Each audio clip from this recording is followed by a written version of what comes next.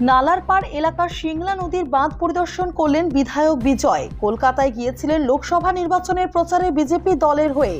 সেখান থেকে নিজের এই সমষ্টির পরিস্থিতির কথা শুনে সোজা চলে আসে নিজ সমষ্টিতে বুধবার।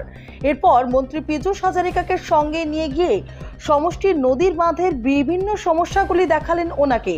এরপর শুক্রবার বিজেপি দলের অন্যান্য কর্মকর্তাদের নিয়ে রামকৃষ্ণনগর সমষ্টির নালারপাড় সিংলা নদীর ভাঙন পরিদর্শন করলেন এবং তিনি সেখানে পরিস্থিতি দেখে গ্রামবাসীদের বলে দেন যে আপনারা সামনে থেকে এলাকার কয়েকজন মানুষ মিলে এই কাজটি করে নেন। এদিন তিনি এই বন্যায় ক্ষতি হওয়া ভুক্তভোগী পরিবারদের সঙ্গে দেখা করেন এবং তাদের সমস্যার কথা শোনেন। ওনার সঙ্গে ছিলেন জেলা পরিষদ সদস্য আশিস নাথ, ভৈরবনগর মণ্ডল বিজেপি সভাপতি হীরেশ বিশ্বাস, রামকৃষ্ণনগর মণ্ডল বিজেপির সহ সভাপতি দেবাশিস দত্ত, অন্যান্য বিজেপি কর্মী ও গ্রামের সাধারণ মানুষ।